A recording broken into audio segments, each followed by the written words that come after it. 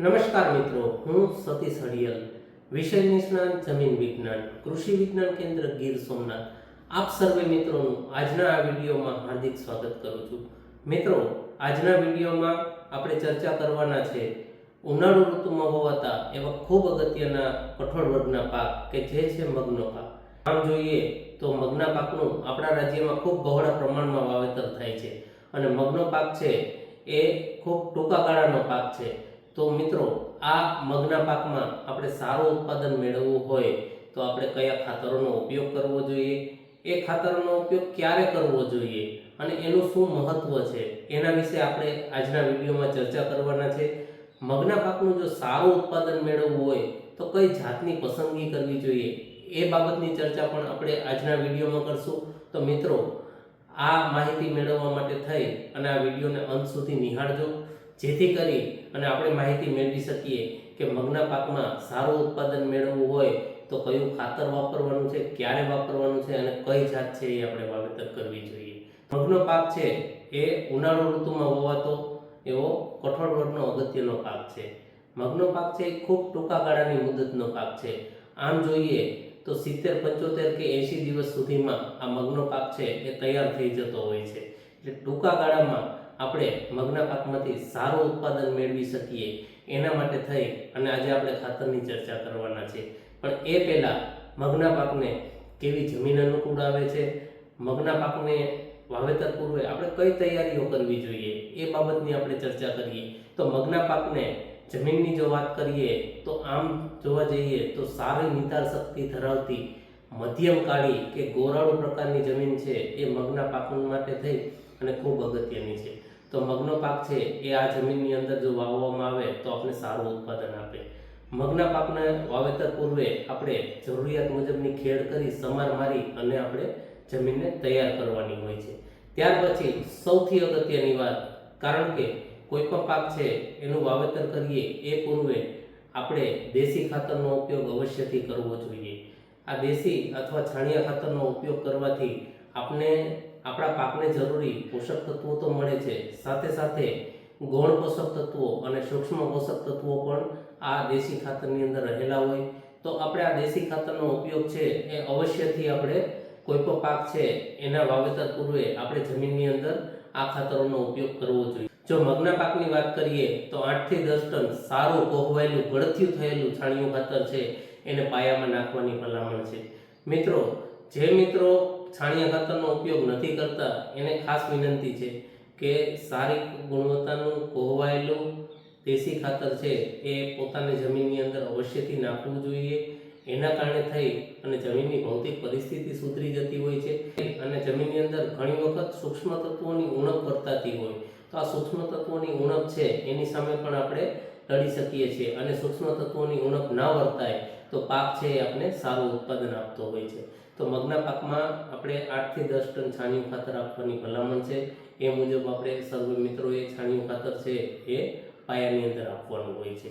હવે વાત કરીએ કે મગના પાકની અંદર રાસાયણિક ખાતર છે એ કયું આપવાનું છે. તો રાસાયણિક ખાતરની અંદર આમ જોઈએ તો કોઈ પણ પાકની અંદર જ્યારે રાસાયણિક ખાતર આપવાની વાત આવે ત્યારે અવશ્યથી દરેક મિત્રોને વિનંતી છે કે પોતે માટી ચકાસણી કરાવે.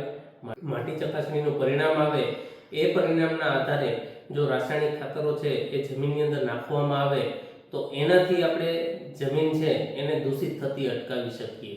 કારણ કે ઘણી વખત એવું બનતું હોય કે જમીનની અંદર પોષક તત્વો પડેલા હોય છતાં પણ આપણે ખાતર સ્વરૂપે પોષક તત્વો ઉપરથી આપતા હોય છે. આવા સંજોગોની અંદર વધુ પડતા પોષક તત્વો અથવા વધુ પડતું ખાતર કે કેમિકલ છે એ જમીનમાં જવાથી જમીનની પરિસ્થિતિ બગાડતું હોય છે, જમીન છે એને દૂષિત કરતું હોય છે, જમીનની ફળદ્રુપતા ઉપર ઘણી બધી અસર થતી હોય છે. તો આવા સંજોગોની અંદર જો માટી ચકાસણી કરાવેલી હોય અને એના આધારે જો કોઈ ખેડૂત મિત્રો છે એ ખાતરોનો ઉપયોગ કરે તો એનાથી અવશ્યથી પોતાની જમીનની ફળદ્રુપતા ટકાવી શકે અને બિનજરૂરી ખાતરના ખર્ચથી એ બચી શકે. જો ભલામણ મુજબના ડોઝની વાત કરીએ તો 20-40-0 એટલે કે 20 કિલોગ્રામ જેટલું નાઇટ્રોજન તત્વ, 40 કિલોગ્રામ જેટલું ફોસ્ફરસ તત્વ આ મગના પાકને પ્રતિ હેક્ટર દીઠ પાયાની અંદર નાખવાની ભલામણ છે એ આપણા રાજ્યની કૃષિ યુનિવર્સિટીઓ દ્વારા કરવામાં આવેલી છે અને આ ભલામણ મુજબના ખાતરો છે એનો ઉપયોગ છે એ ખેડૂત મિત્રોએ પોતાની જમીનની અંદર કરવો જોઈએ. હવે આપણે આ 20-40-0 ભલામણ મુજબના ડોઝની જો વાત કરીએ અને આ ડોઝ પ્રમાણે જો કોઈ ખેડૂત મિત્રો ખાતર આપવા માંગતા હોય તો આપણે બે વિકલ્પની અંદર આપણે ખાતરની ભલામણ છે એ કરીએ છીએ. પ્રથમ વિકલ્પ એવો છે કે ખેડૂત મિત્રો ડીએપી અને યુરિયાનો ઉપયોગ કરી અને મગના પાકનું ઉત્પાદન મેળવે. અને બીજા વિકલ્પની જો વાત કરીએ તો પ્રચલિત એનપીકે 12-32-16 અને યુરિયાનો ઉપયોગ કરી અને મગના પાકનું ઉત્પાદન મેળવે. તો મિત્રો આ બે વિકલ્પની અંદર ખાતર છે એ કેટલા જથ્થાની અંદર નાખવું જોઈએ એ જથ્થાની જો વાત કરીએ તો ડીએપી ખાતર છે એના જથ્થાની જો વાત કરવામાં આવે તો 1 હેક્ટર દીઠ એટલે કે 100 ગુઠ્ઠા જમીનની અંદર જો આ ડીએપીનો ઉપયોગ કરવાનો હોય તો 87 કિલો ડીએપી છે એ 100 ગુઠ્ઠા જમીનમાં એટલે કે 1 હેક્ટર દીઠ પાયાની અંદર નાખવાની ભલામણ છે એ મગના પાકની અંદર આપણે કરીએ છીએ. હવે આપણે જો વીઘાની અંદર વાત કરીએ તો 16 ગુઠ્ઠાના વીઘા પ્રમાણે જો વાત કરવામાં આવે તો 1 વીઘા દીઠ આ ડીએપીનું માપ છે એ 14 કિલો જેટલું આવે છે. એટલે કે 1 વીઘા જમીનમાં 14 કિલો જેટલું ડીએપી પાયાની અંદર નાખી અને મગના પાકનું વાવેતર કરવાની ભલામણ છે.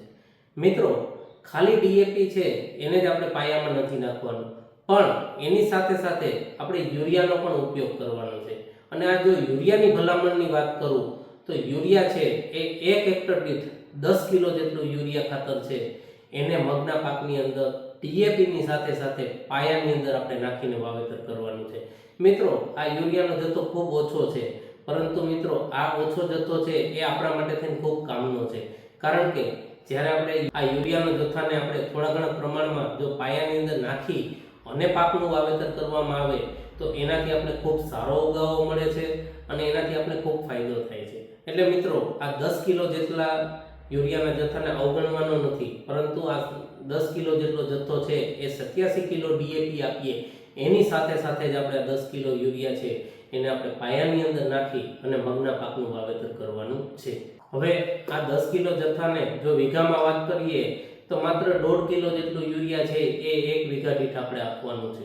એટલે કે 14 કિલો ડીએપી અને 1.5 કિલો યુરિયા આ બંનેને એક સાથે આપણે પાયાની અંદર આપવાનું છે. મિત્રો આપણે જ્યારે વાત કરતા હોય કે ભાઈ પાયાની અંદર ખાતર આપવાનું છે ત્યારે અવશ્ય યાદ રાખો કે પાયો છે એ આપણે જ્યારે કોઈ પણ પાકનું વાવેતર કરતા હોય તો એનો દાણો પડે એના દાણાથી 3 થી 4 આંગળ નીચેનો ભાગ છે એને જ પાયો કહેવામાં આવે છે. અને આ બધા ખાતરનો જથ્થો છે એ દાણો પડે એનાથી 3 થી 4 આંગળ નીચે જો ખાતર પડે તો આપણે ખૂબ સારું કામ આપે, તો આપણે ખૂબ સારો ફાયદો મળતો હોય છે. એટલે મિત્રો આ વાત થઈ પ્રથમ વિકલ્પની કે એ વિકલ્પની અંદર ડીએપી અને યુરિયા છે આ બંનેનો આપણે ઉપયોગ કરવાનો છે. હવે આપણે વાત કરીએ બીજા વિકલ્પની. તો વિકલ્પ 2 તરીકે તો કોઈ ખેડૂત મિત્રો એનપીકે 12-32-16 નો જો ઉપયોગ કરવા માંગતા હોય તો આ 12-32-16 ના જો જથ્થાની વાત કરું તો 1 હેક્ટર દીઠ એટલે કે 100 ગુઠ્ઠા જમીનમાં 125 કિલોગ્રામ જેટલું 12-32-16 ખાતર છે એને આપણે પાયાની અંદર નાખવાની ભલામણ છે. હવે આ એનપીકે ને પણ જો 16 ગુઠ્ઠાના વીઘા પ્રમાણે ગણતરી કરવી હોય તો 16 ગુઠ્ઠાના વીઘામાં આ એનપીકે ખાતરનો જથ્થો છે એ 20 કિલોગ્રામ પ્રતિ વીઘા દીઠ આવતો હોય છે. એટલે કે 16 ગુઠ્ઠા વીઘામાં 20 કિલોગ્રામ જેટલું એનપીકે આપણે પાયાની અંદર વાવેતર કરવાનું છે. હવે આ એનપીકે છે એને પણ આપણે એકલું નથી આપવાનું. એનપીકે ની સાથે પણ 10 થી 11 કિલો જેટલું યુરિયા છે એ 1 હેક્ટર દીઠ આપવાનું છે. એટલે કે 125 કિલોગ્રામ જેટલું એનપીકે 12-32-16 અને એની સાથે 10 થી 11 કિલોગ્રામ જેટલું યુરિયા છે એને સાથે રાખી અને પછી જો વાવેતર કરવામાં આવે તો એનાથી આપણે ખૂબ સારો ફાયદો થાય. હવે મિત્રો આ યુરિયાની પણ આપણે 16 ગુઠ્ઠાના વીઘા પ્રમાણે વાત કરીએ તો 1.5 કિલો જેટલું યુરિયા છે એને આપણે 20 કિલોગ્રામ 12-32-16 ની સાથે મિક્સ કરી અને પછી આપણે એને પાયાની અંદર વાવવાની ભલામણ કરવામાં આવેલી છે. તો મિત્રો આ બાબત થઈ મગના પાકની અંદર ખાતર આપવા માટે થઈ અને કયું ખાતર વાપરવાનું છે અને એ ક્યારે વાપરવાનું છે અને કેટલા જથ્થામાં વાપરવાનું છે એ ઓપ્શનની વાત. મિત્રો આપણે 2 ઓપ્શન આપેલા હતા, 2 માંથી કોઈ પણ એક ઓપ્શનની પસંદગી કરી અને મગના પાકનું વાવેતર કરવામાં આવે તો આપણે ખૂબ સારો ફાયદો થાય. હવે મિત્રો આપણે વાત કરીએ કે કે કોઈ ખેડૂત મિત્રોના ખેતરમાં જો સલ્ફર એટલે કે ગંધકની ઉણપ હોય તો એના માટે પણ 20 કિલો જેટલું સલ્ફર છે એને પ્રતિ હેક્ટર દીઠ પાયાની અંદર આપવાની ભલામણ છે એ મગના પાકની અંદર કરેલી છે. આ 20 કિલો જેટલો સલ્ફરના જથ્થાને 1 હેક્ટર દીઠ પાયાની અંદર નાખી અને જો મગના પાકનું વાવેતર કરવામાં આવે તો આના લીધે થઈ અને આપણે ગંધકની ઉણપથી બચી શકીએ અને ગંધકની ઉણપના લીધે થઈ અને ઉત્પાદનની અંદર જે નુકસાની આવતી હોય એ નુકસાનીથી આપણે બચી શકીએ. તો મિત્રો આ વાત થઈ મગના પાકની અંદર ભલામણ પ્રમાણેના NPK ખાતર તથા મગના પાકની અંદર જો ઉણપ આવતી હોય તો સલ્ફરની વાત.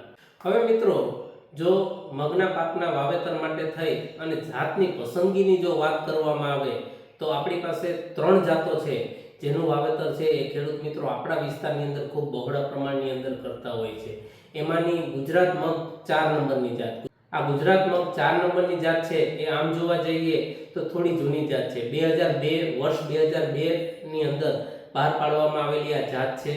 આ જાતને સરેરાશ દિવસો છે એ 70 થી 75 દિવસે આ જાત છે એ સરેરાશ પાકી જતી હોય છે. આ જાતના દાણાનો કલર લીલો છે, દાણો ચળકાટ ધરાવતો છે અને મોટો દાણો છે. હવે આપણે અન્ય જાતની જો વાત કરીએ તો બીજી જાત છે ગુજરાત આણંદ મગ 5 નંબરની. આ જાતની પણ જો વાત કરીએ તો વર્ષ 2015 ની અંદર આ જાત છે એ બહાર પાડવામાં આવેલી જાત છે. આ જાત પણ સરેરાશ 60 થી 65 દિવસે પાકી જતી જાત છે. આ જાતમાં પણ દાણાનો લીલો છે અને મોટા કદના દાણા ધરાવતી આ જાત છે. આપણે ત્રીજી જાતની જો વાત કરીએ તો ગુજરાત મગ 6 નંબર.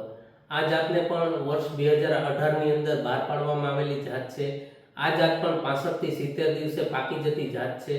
આ જાતમાં પણ દાણાનો કલર લીલો છે અને દાણો છે એ મોટા કદનો છે. તો મિત્રો આપણા રાજ્યની અંદર વવાતી આ 3 છે એ ખૂબ અગત્યની જાતો છે. આ 3 માંથી કોઈ પણ એક જાતની પસંદગી કરી અને મગના પાકનું વાવેતર કરવામાં આવે તો આપણે ખૂબ સારો ફાયદો થાય.